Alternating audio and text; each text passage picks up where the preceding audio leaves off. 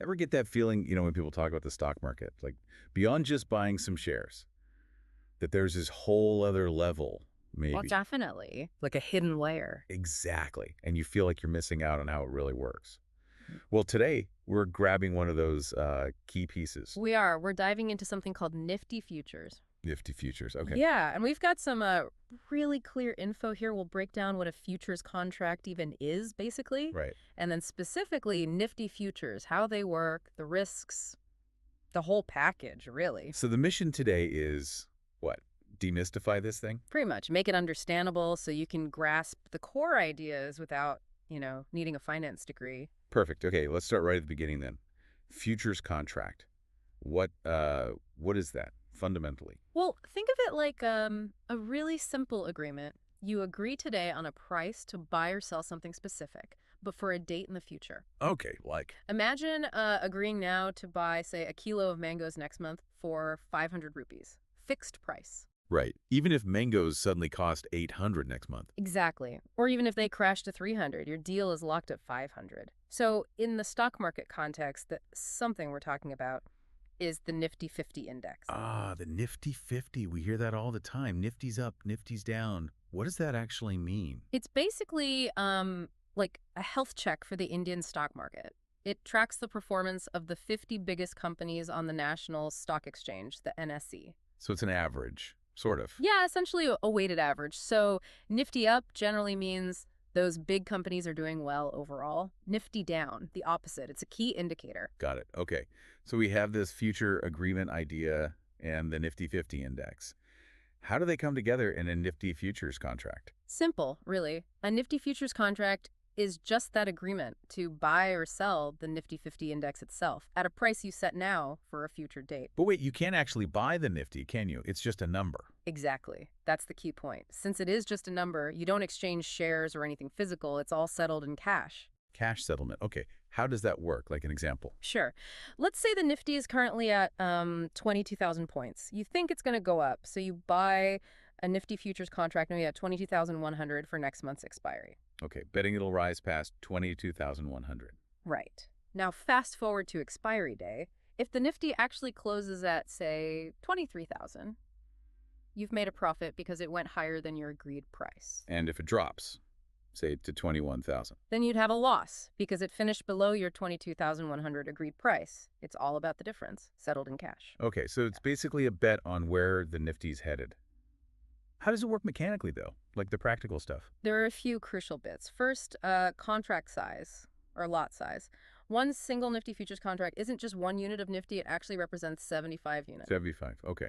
So if Nifty's at 22,000. Then the total value of that one contract you're controlling is 22,000 times 75, which is, let me see, 16 lakh 50,000 rupees. 16,050,000. Whoa, 16 and a half lakh. Do I need that much money to trade one contract? Yeah. No, absolutely not. And that's the next really important part. Margin. You don't pay the full 16 lakh. You only need to put down a fraction of that. Like a deposit. Exactly like a deposit, a good faith deposit, basically. For that 16.5 lakh contract, the margin might be somewhere around, say, 1.5 lakh rupees, maybe 1,050,000. It varies, but that's the ballpark. Okay, that's much less. What else? Then there's expiry. These contracts aren't open-ended. They have a specific end date. It's usually the last Thursday of the month. So an April contract expires on the last Thursday of April. And on that day. That's when the cash settlement happens. Like we said, no shares move. They just look at the final closing value of the Nifty that day, compare it to your agreed price. My 22,100 in the example. Right. They calculate the difference, multiply it by the contract size that's 75, remember? And the resulting profit or loss is credited or debited from your account in cash. Okay, let's run those numbers again. I bought at 22,100. If it expires at 23,000, the difference is 900 points times 75. Which is 67,500 profit. Nice. And if it expires at 21,000, the difference is 1,100 points below my price times 75. That would be a loss of 82,500. Got it. That makes sense. Now, you mentioned margin lets you control that big 16.5 lakh value with just 1.5 lakh. That's leverage, isn't it? That's leverage precisely, using a smaller amount of capital to control a much larger financial value. And what does that mean practically? It means small movements in the Nifty index can result in, well, quite large percentage gains or losses relative to your initial margin. It magnifies the outcome. Okay. Powerful, but sounds risky too. Very much so. It cuts both ways significantly. So given that, why do people trade Nifty futures? What's the point? Well, there are primarily two big reasons. The first one is pretty straightforward: making money, or trying to anyway, speculating on the direction. Like my example, Right. betting it goes up from 22,100 to 23,000 to make that 67,500 profit. Exactly. If you think Nifty's going up, you buy futures. If you think it's going down, you can actually sell futures first, hoping to buy them back cheaper later. Ah, okay. You can bet on it falling too. What's the second reason? The second reason is hedging. It's more about protection. Hedging.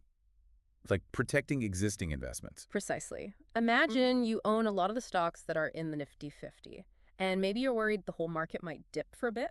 Okay. You could sell Nifty futures contracts.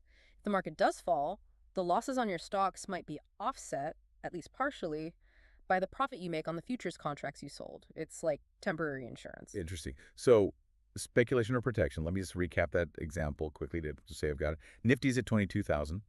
I think it'll rise. Okay. I buy one Nifty futures contract at 22,100.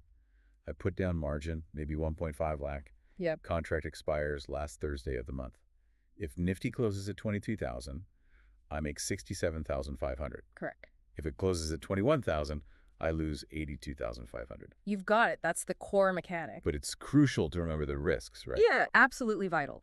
Number one is that leverage. It magnifies gains, yes, but it equally magnifies losses. You could lose your entire margin, and potentially more, quite quickly if the market moves sharply against you. More than the margin. How? Well, if your losses mount up, you might get a margin call from your broker. That means you have to deposit more money immediately to cover the increased risk. If you can't, they might just close your position out, locking in your loss. Yikes. Okay. What else? And don't forget the expiry date. It's a time limit. Unlike holding a stock, which you can often do indefinitely, a futures contract will end. You're forced to deal with the outcome, profit or loss, on that specific day. Right. Time pressure. Okay. This is actually much clearer now. So Nifty futures. Fundamentally, it's a tool to bet on the future value of the Nifty 50 index Correct. Using leverage through margin. with cash settlement on a fixed expiry date. That's a perfect summary. It lets you participate in the broader market movement, represented by Nifty, without needing to pick individual stocks. Okay, so here's a final thought then. Thinking about that leverage, how does really understanding Nifty futures and that power to control large value with smaller capital, how might that change your perspective on market risk versus reward compared to just, say, buying and holding stocks? That's a great question to ponder, isn't it? It really forces you to think differently about risk, when a small move can have such a big impact on your capital. Yeah, definitely makes you think. How does that amplified potential, both for gain and loss, fit into your view of navigating the markets? It's certainly not the same as just watching a stock price tick up and down slowly, is it? Not at all. It offers a different way to engage, with its own unique set of considerations around risk management and potential outcomes. Definitely something worth reflecting on.